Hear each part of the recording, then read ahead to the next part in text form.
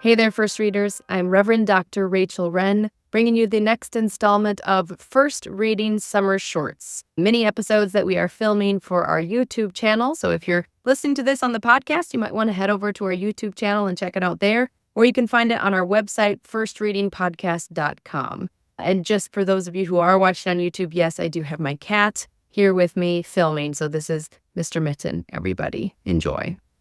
The first reading for July 28th is 2 Samuel 11, 1 through 15, and it is a doozy. It's the beginning of the story of Bathsheba and David, and it's all of the horror and none of the resolution. So in some ways, it's a really tough text to preach, and in other ways, it's kind of a perfect text to preach. At least that's where I'm going with it today. Now, fair warning, the preaching tip I want to focus on does deal with issues of assault, specifically sexual assault. So if you are going to preach this, do it very gently and with intention, because you might not know, or perhaps you might know, what some of the folks in your congregation have undergone.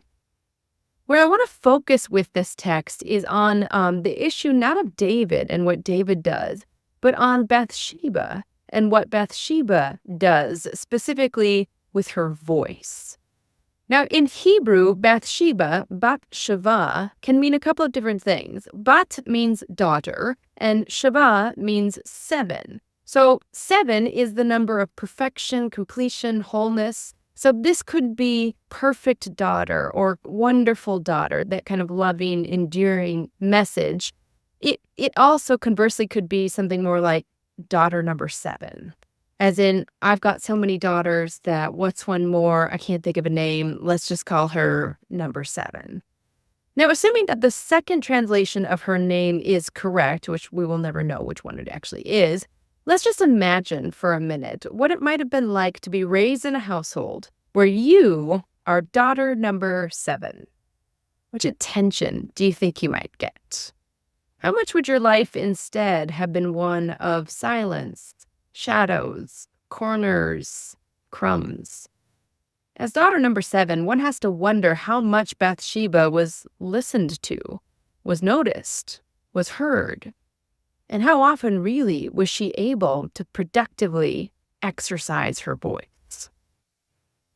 How as well would she have been able to productively exercise her voice when approached by her king in a way that only her husband should have done? Again, in this chapter, she is presented as a character who is stripped of her voice, of her agency, who is just merely daughter number 7. But that's just for the first few verses. In verse 5, the script flips, and Bathsheba does, in fact, use her voice. As soon as she conceives, she sends word to her sovereign protector. Well, she sends 2 words, in fact. In Hebrew, it's Hara Anochi. I'm pregnant. 2 little words that change the arc of the story for Israel's greatest king and change the arc of the story for Bathsheba as well. And that's a fun little literary fact, but here's the preaching point. How did she get there? How did she go from daughter number 7 to confronter of king? Well, the text doesn't tell us, but this is one time when I really actually appreciate the lectionary and the way they've paired the text for this particular week, specifically the psalm. The psalm for today is Psalm 14. And I want you to just listen to the first few verses and imagine them in the voice of Bathsheba. Fools say in their hearts, there is no God. They are corrupt. They do abominable deeds. There's no one who does good. The Lord looks down from heaven on humankind to see if there are any who are wise, who seek after God. They have all gone astray. They are all alike perverse. There is no one who does good. No, not one. Have they no knowledge, all the evildoers who eat up my people as they eat bread and do not call upon the Lord? You could imagine her speaking those words to herself in grief, in anger, in frustration, in impotent rage. But the psalm doesn't stop there. There's a couple more verses, and I want you to hear the next 2 again in Bathsheba's voice. Verse 5. There they shall be in great terror. For God is with the company of the righteous. You would confound the plans of the poor, but the Lord, Adonai, is their refuge. Perhaps these words capture the ideas that gave Bathsheba the strength and the courage to use her voice that day. God is with the company of the righteous, and I am righteous.